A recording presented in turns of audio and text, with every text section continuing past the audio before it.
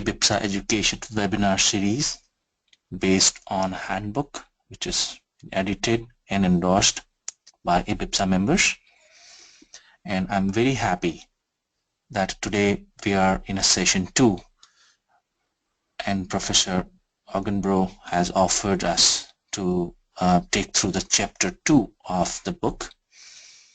I welcome all of you again, and I hand over the session to Professor.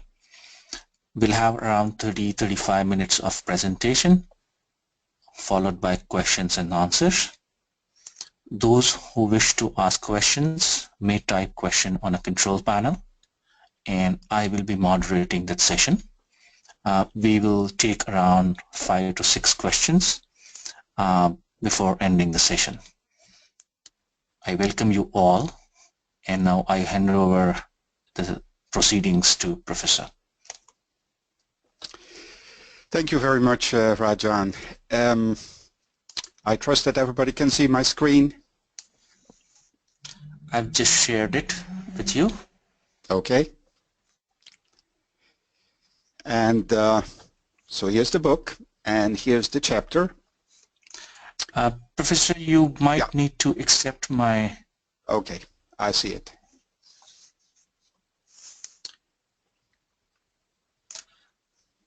We can see your screen, but that's with the email and Outlook probably. Okay, then I'll have to switch to... Yes. That's better. Okay, so welcome. Good morning, good evening, good afternoon, wherever you are. I just showed the book. Let's do that again. So my chapter 2 opens the book with the objective to identify performance in a rigorous way. I think that's basically the prime objective of the chapter. And as the book is primarily about simulation, it of course does so to then make the role of simulation in design decisions more explicit. That's the modeler's perspective in the chapter.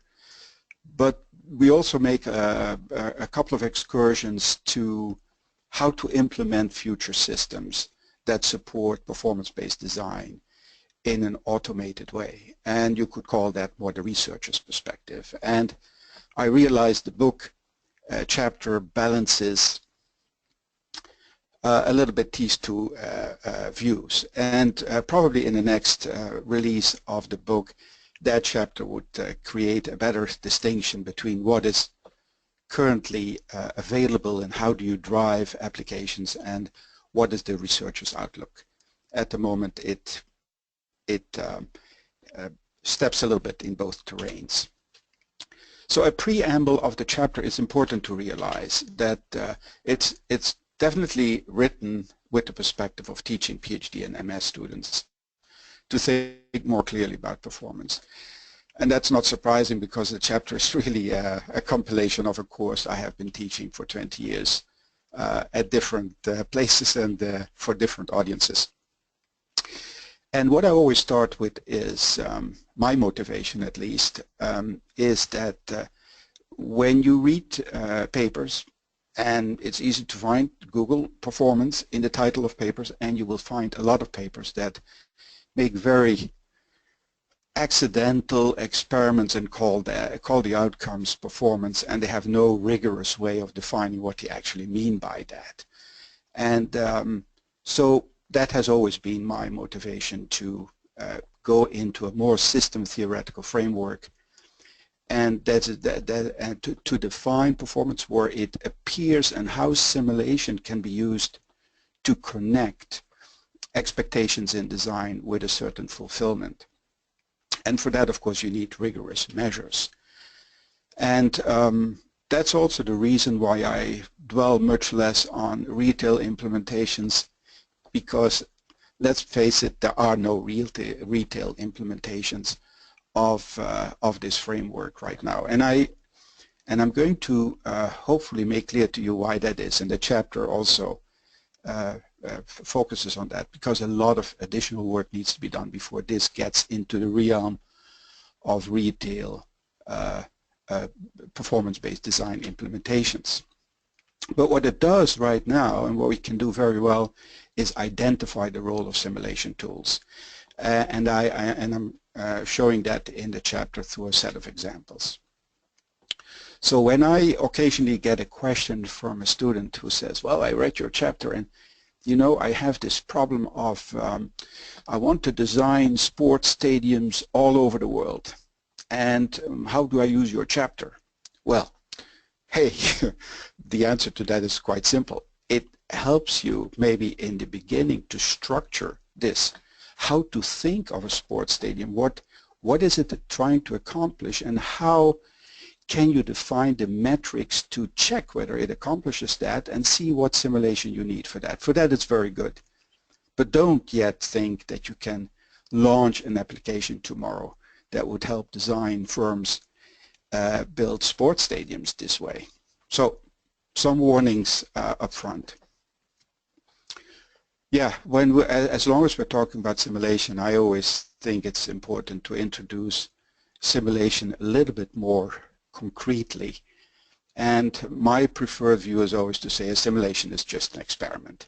Whether you do it in the real world or in the computer, it doesn't matter that much. And so what we see, we have a piece of reality, we turn it into a model, we put the model into an experiment box, which is basically our simulation tool.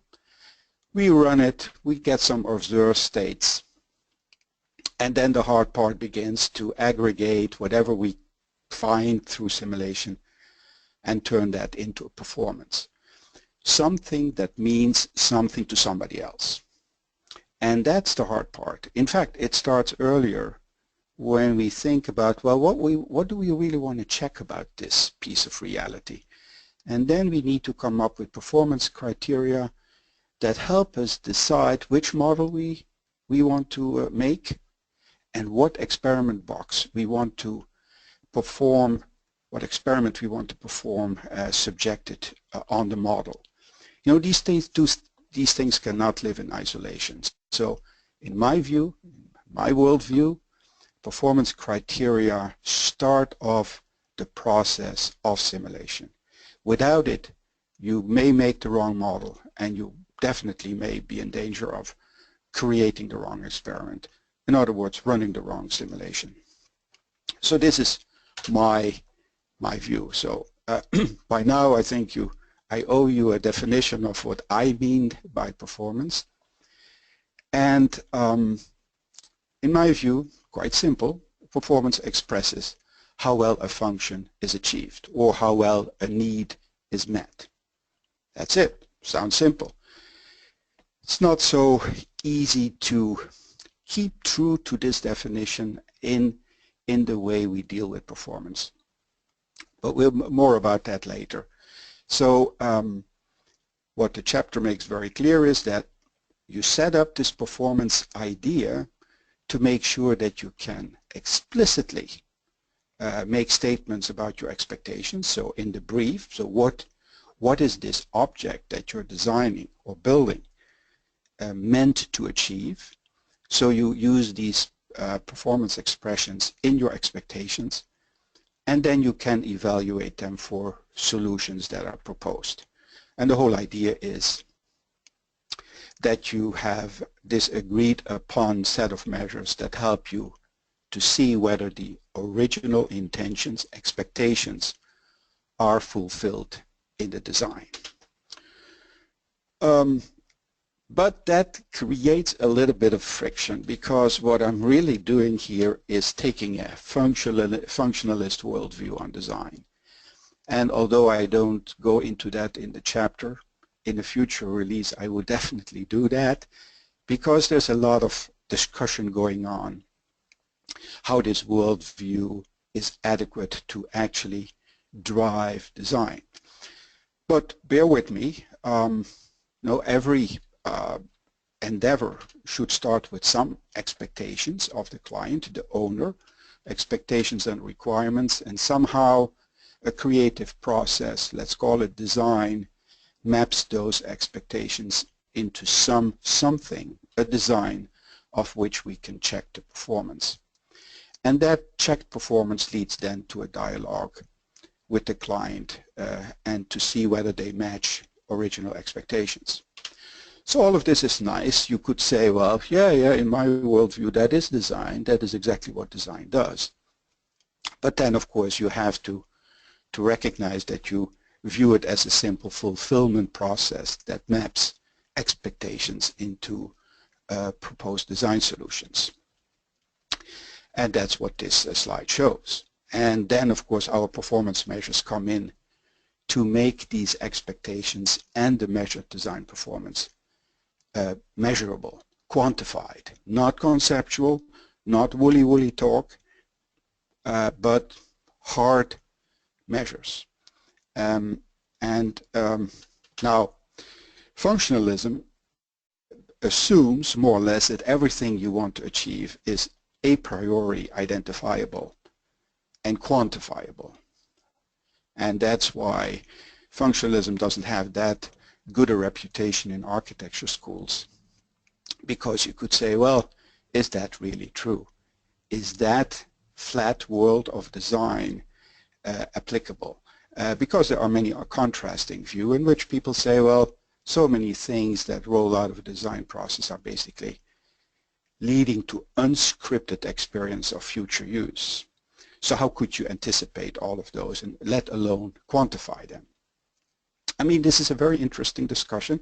I once was at a conference where one of the best theoreticians in this field, David Leatherbarrow, went into a big discussion with me, and it's actually transcribed in a book that was published at the time. And we took those very opposing views, and I think the discussion is still ongoing and very interesting.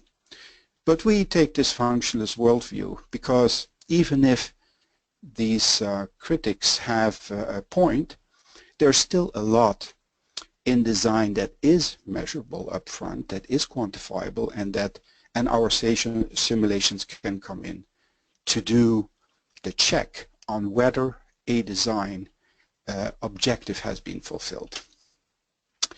So how do we do that? So step one, and that's where the word functionalist comes from, of course, we identify functions. So everything in our world is somehow hangs off of the fact that you can identify the functions that your design is deemed to achieve. And so you choose the criteria related to functions that help express how well that function is performed. A very important point is to realize that it's not usually the function itself that tells you a lot about whether it is well achieved or not. It is the derived criteria. An example, energy performance. Now, clearly energy use is not a function of the building, so there you go. It's I mean, people say, well, energy performance, yeah, the function of the building is to save energy. No, that's, believe it or not, that's not the function of the building. The function is, of course, to provide thermal comfort to inhabitants, if there are people in the building, and if you think that thermal comfort, they deserve thermal comfort. This is all based on the client's brief. So where performance comes in, that you say, well, a criterion of how well this function is achieved is by measuring the energy that is used to fulfill that function. And so then you can come up with a performance indicator, as we all well know, which would be the consumed energy, properly normalized, kilowatt hour per square meter per year, etc., etc. This is all fine. But this is just an example to see what the criteria related to functions, and there are not just many, there's many other criteria that can tell you how well the function of providing comfort is achieved. And so the criteria are the main focal points here in this approach. So some theoretical observations, I will do this very briefly. They are spread throughout the chapter. In hindsight, I would have liked, and I will do that in the next release, to group them more. So I just cherry pick here. Performance can only be understood in the context of a given function or need. This is important. I think if you talk about performance in a paper and there is no clear definition of what function this performance relates to in terms of a criterion that can be related to that function, it's a void concept. So there's a clear distinction from properties. I cherry-picked the second bullet of this second part here. So you can only measure performance in a specific scenario of use. So performance relates directly to behavior, and that distinguishes it from a property which is use unrelated. So properties is the thing you find on the box on the shelf at Home Depot. But when you pack the thing in your car, install it in your house, then it has a performance. And that performance is of course related to all the other things that work together in your house to achieve a certain function. So that distinguishes this thing. It has a property as long as it's not in a particular use scenario. After that, it has also performance, but not by itself. So this is the last bullet. It does not aggregate over part systems. Every function, there is exactly one system that is responsible to achieve that function, and that function is never limited to certain components. It's usually many components that act together, and we will talk about that in a minute. So such a system that we can identify as being responsible to achieve a certain function, we call that a functional system, and in the conception modeling world also addressed as aspect system, and I use the term aspect system throughout the chapter. Okay, virtual experiments, I just talked about that. Okay. All right, so now we have made the progress to, we now see functions. I just talked about the systems that are responsible to achieve a function, so that you can come up with something like this. So now we have these two halves of our world, functions that are derived and specified in the brief, and systems that are the outcome of the design process. And so now we make this even simpler, and we say, well, somehow we can now relate certain functions that we want to achieve with certain systems that we have designed. So on the system side, we have walls and roofs and doors and windows and boilers and all of that. And now we hope that we can, create aggregations of systems and identify them with certain functions that we had in mind.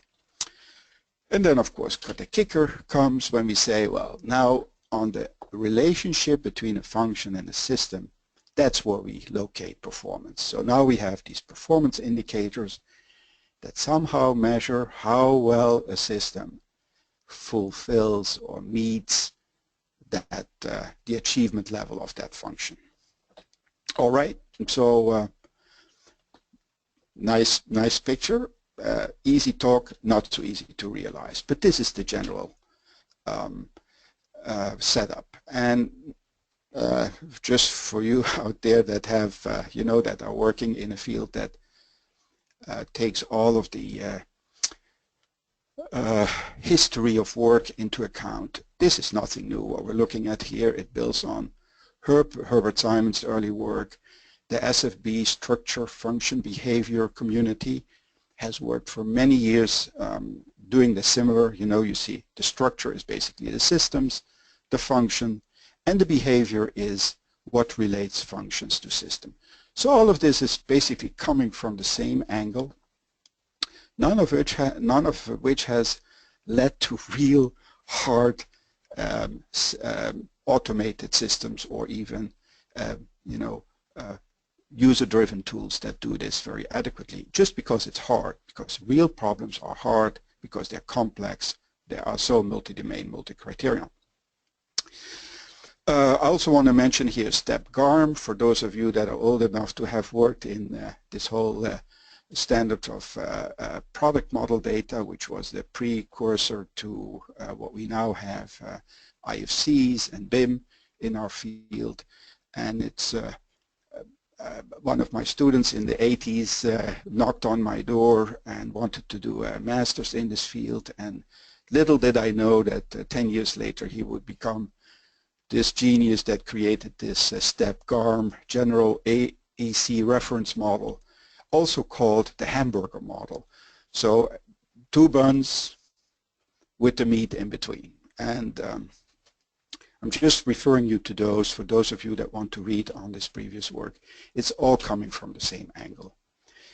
So if we take this function system view and take this one step further on to conceptualize that better, that is what this figure shows. It's a figure from the paper. So we see, and this is, you know, this is you have to suspend your disbelief almost to see that this is always possible. But let's, it's still a good exercise to try it. What it assumes is that you have a set of major functions that you can identify, and you can decompose them into sub-functions and into sub-sub-functions until you get to the point where you say, well, this is the kind of performance requirement sub-function that I can identify with a system. So the bottom half works the other way up. We say, well, we have elements. Elements have all kinds, you know, and those are those are the doors, the boilers, the windows, the ceilings, and roof elements. And we have these elements. They have all kinds of constraints. You know, those are the typical design constraints that you work with. And all of these aggregate into larger subsystems until they aggregate into major technical systems like structure and roof and fire retarding and egress system and large. We have worked on taxonomies of these type of systems. You get a very large classification of systems, and then you're at the point that you can say, okay, which function here is linked to this aggregated system. And this is exactly what I showed on the last slide. So and then in the middle here we would identify performance indicators. Well, this looks nice, but of course try to do it and you will see, man, you will get a lot of headaches. But it's still worth the attempt to structure your world in a given design problem. So, and I'll come back to that in a moment. Maybe also a little excursion to BIM. So BIM works very much on this lower half of this picture. It's basically a product tree classification with relationships between products. The BIM is very good at that.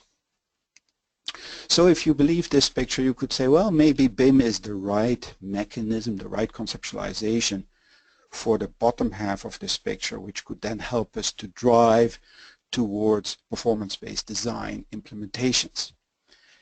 Well, not so fast, because a closer inspection shows something else. It shows that the current product structures that we support in BIM do not really correspond to aspect systems, functional systems, because a functional system, and this is the aspect system here, let's take this one, it actually doesn't correspond to the kind of technical systems that we typically support in building representations, in BIM representation.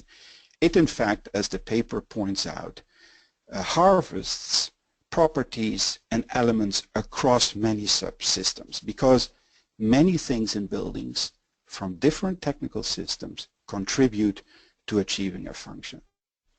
So that shows that we actually need to enrich the BIM to make an explicit, to capture explicitly the way that functional systems harvest and are lattices over different technical systems. I know this sounds pretty technical, and maybe if you're not, have not worked in BIM, this is way out of your comfort zone.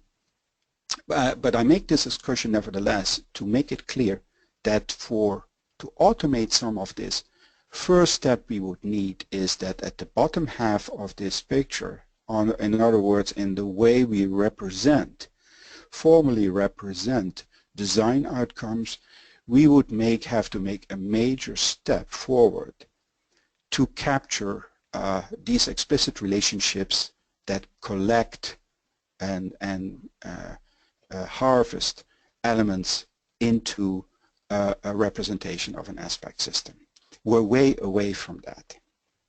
I'm advising a PhD student together with Chuck Eastman that is making very nice inroads into this and showing us a non-trivial example how this could be done. Very hard work. Quickly, some examples. So the examples in the paper are deliberately student work. And so sometimes I get a question from a reader, a sharp reader, and says, you know, in your example, this is not really correct. My standard answer is always, you're absolutely right. Because to get it totally right takes a lot of work. And I thought it was more helpful to show how students, after taking the course, struggle with it, get it pretty much right, get to these lists of what are my important performance criteria, which PIs do I define for that, and what is my quantification method. So the last column here, we haven't talked about much that, but that's the simulation part. So the quantification method is usually a simulation method. And to make these matrices of what performances you have identified and how you're going to measure them and what simulation you need to do, that is usually a major step forward to know, well, what simulation exercises should I do in the first place. So usually this is pretty correct. Gets a little bit daunting here when students also try to do this, where their bottom part in terms of aspect systems links to the different decomposed functions and identify the performance indicators on the relationship between function and system. Leaving this, you know, untouched also shows the reader how difficult it is, and their own exploration into these examples will show them how difficult it is and how they could start it. So it's far from perfect, and maybe in a new release I will have some other examples. Quickly, my last point, decision making. It's only briefly touched upon in the chapter. It would definitely need a lot more elaboration, and I would like to do that in the next release. And that's about decision making. So when we have different performance criteria, and here you see PI1, 2, 3, 4, 5, and I have two competing design alternatives, I could map them on a radar chart like this, you know, two contours on this radar chart with normalized criteria, and compare alternatives. I think this is a very naive and sometimes even futile exercise. So don't accuse me of promoting radar charts for serious work. I do not. Nevertheless, there is some use to plotting your alternatives like this, because it is definitely the first step towards some rational decision making. And at the moment we are, when this chapter was written, Hazelrig's book hadn't appeared yet. Since then we have moved our work very much towards this very rational view on decision making using utility concept and risk, and that would definitely be an expansion to how performance then leads to better decision. Let me end by mentioning a book that is forthcoming, authored by Peter de Wilde. It's under contract with Wiley for publication in 2017. Why I'm so happy that this book, that he has undertaken to write this book, because if you look for underlying good texts in this field, you will come up empty, especially with building focus. So this book will, in my view, fill a void. You see the current preliminary list of chapters here. I think it's all addressed, going to be addressed very nicely. So this is something that you should keep in track of for next year. Okay, some final thoughts. So I realized that the chapter is theoretical in nature. It's by design. There is, you know, the system theoretic exploration of performance.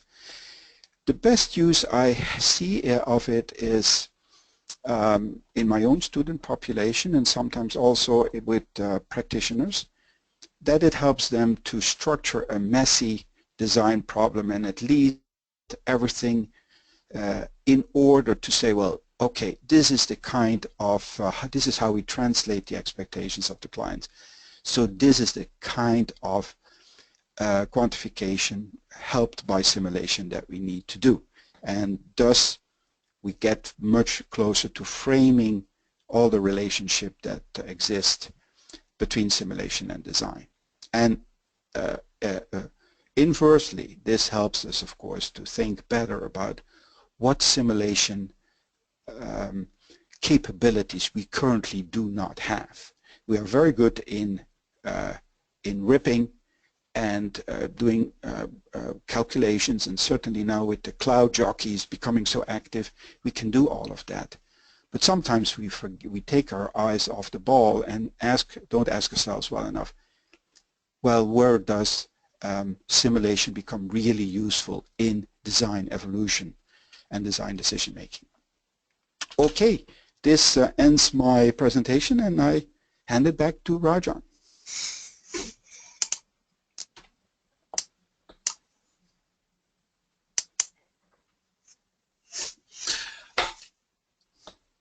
Thank you, Professor. This was very helpful. I now invite attendees, if they have any question, I will be happy to moderate, and I'm sure that Professor will be able to address that. Do we have any question from the audience? We have. Okay.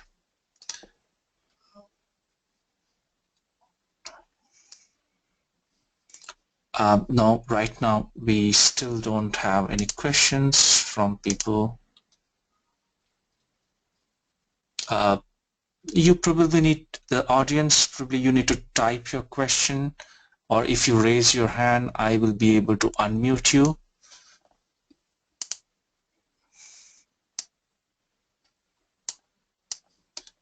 I hope people can hear me properly. Can one of you just type in whether you can hear me properly or not? I can definitely hear you well, Rajan. Yeah, there is one particular person who do not have good audio, but yes, I think I'm getting a response from others. Okay, there's a question. I am yet to figure it out who is asking, but the question is, how have you integrated uncertainty? That's a question, Professor, somebody's asking. How have you integrated uncertainty? Yes, that is that's almost a leading the witness question. Yeah, I have not at all addressed the domain, what we call formally the domain of the quantification. So a quantification of a performance indicator can be a real number, like indeed kilowatt hour per square meter per year, that's a real number. But it can also be an array of numbers, or it can be even a probability density function. So in the paper I make, in the chapter I make a couple of statements about that in fact that domain and the way it supports decision making is different for every indicator. So we do indeed a lot of work, as some of you may know, on that subject of uncertainty.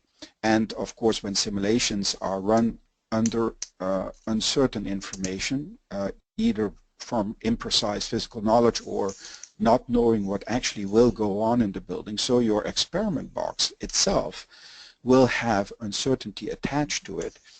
What you do then is you do an uncertainty analysis, and instead of getting one number, kilowatt hour per square meter per year, for example, to keep using that mundane, trivial example, but you get a whole distribution. So the PDF of the outcome of that simulation, kilowatt hour per square meter per year, can be some distribution between X and Y. And so in that sense, nothing new. So all the simulations under uncertainty would fit seamlessly into this setup. Where it gets a little bit hairy is that if you want to compare option A, design option A, variant A, to design variant B, and you get a probability density function, so a distribution for the energy performance in both cases, it's not always that simple to then pick the one that is the best, because it's not just about expected value, the mean value, but it's also about what risks you are willing to take that the performance will be way below what you expected. So that is, we have many papers written about that in other venues. And so the short answer is yes, there is a very confluence between uncertainty analysis and this story about performance.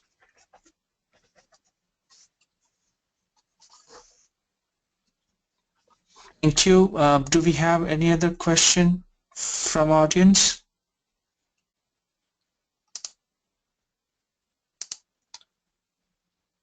Okay, so it seems okay. There's something coming up.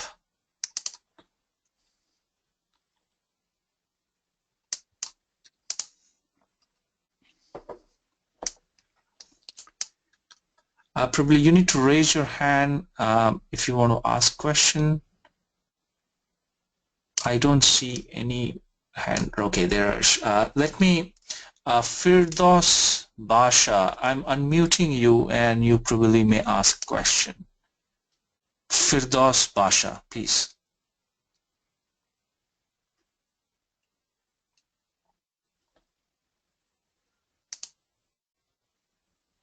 Firdaus, can you hear me? Okay, so there is one question. They said it would be good to have an illustration of an example of messy problem and structured solution. This is a question coming from D. Cruz. The question is, it would be good to have an illustration of an example of a messy problem and a structured solution. If you have one, I would be very happy to look at it. So, yes, no, a very good point. Well, let me say this. The examples in the current version of the chapter are actually quite messy.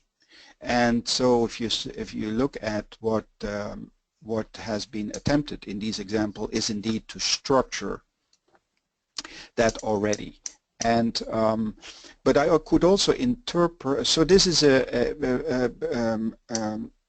every problem in design.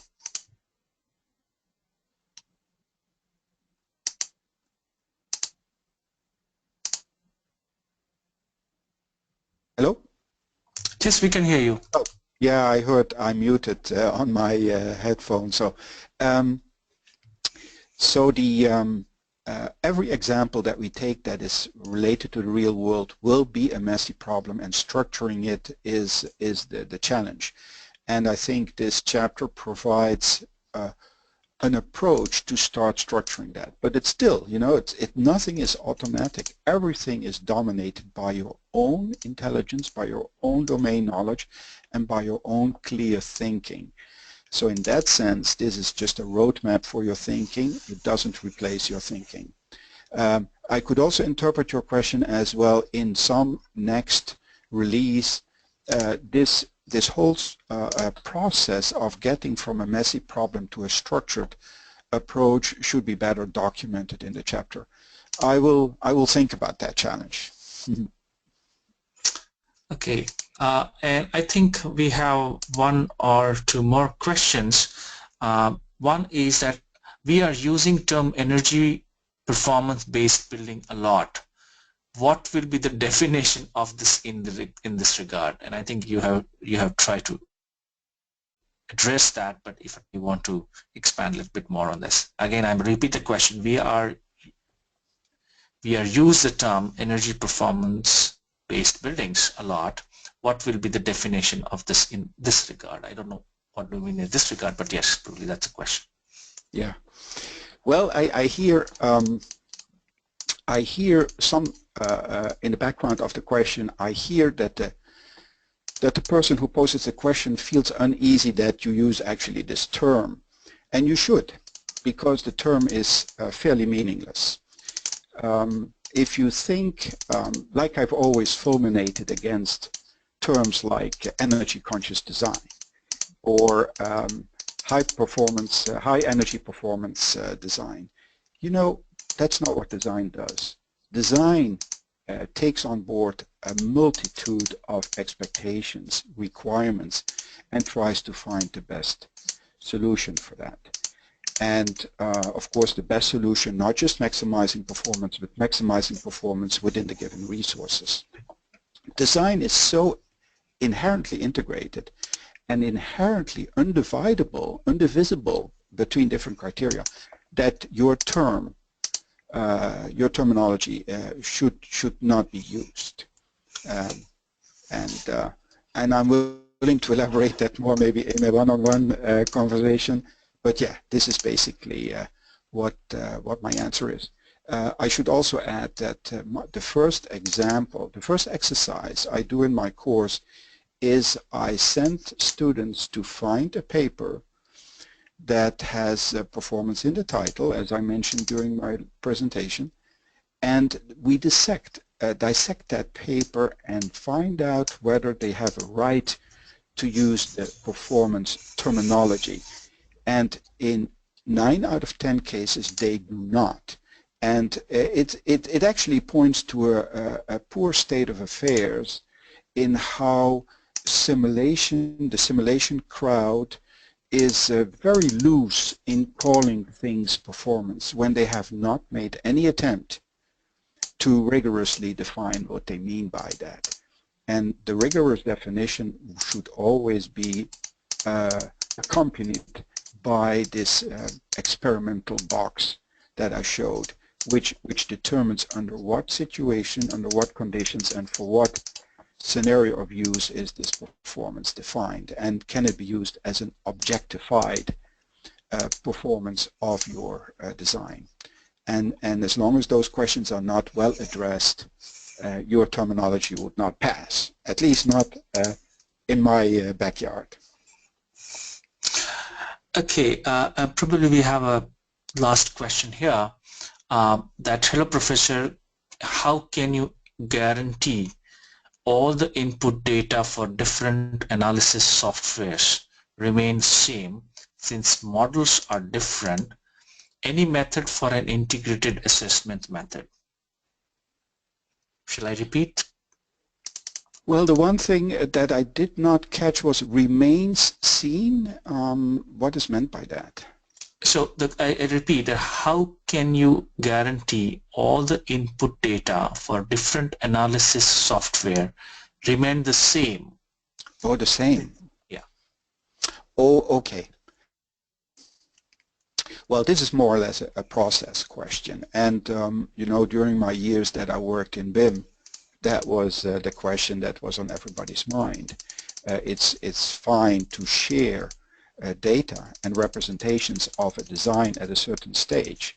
But when each of these different groups then go off and interpret the data to run their own in-house analysis, you basically lose control over the modeler's choices that take place between data that is objective and shared and the input data for the analysis.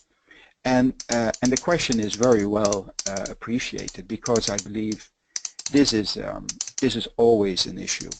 The way it is addressed here, because the paper, the chapter is not really about the process of you know, driving design evolution forward.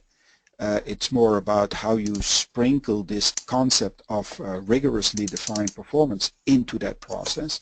But okay, if you go and talk about process, you definitely need to make sure that there is a quality guarantee of the inputs for the analysis tools. And how you do that is basically everybody's game. I would say it's an orthogonal access to the subject of the chapter. Okay, I think that's very, very useful. We will end webinar session now. There are a few questions coming up, but probably there are more when one can find the answer for that in a chapter itself. I really want to thank Professor Augenbroe for spending time and giving on this webinar on the IBPSA platform. I also wish to inform other attendees that we will have another webinar coming up on October 6th, which would be offered by Chip Barnby and Drew Crowley on weather data analysis, and you will see announcements soon on various platforms. Thank you, Professor, and with this I end this webinar. Thank you very much. Thank you. Have a good day. Bye-bye.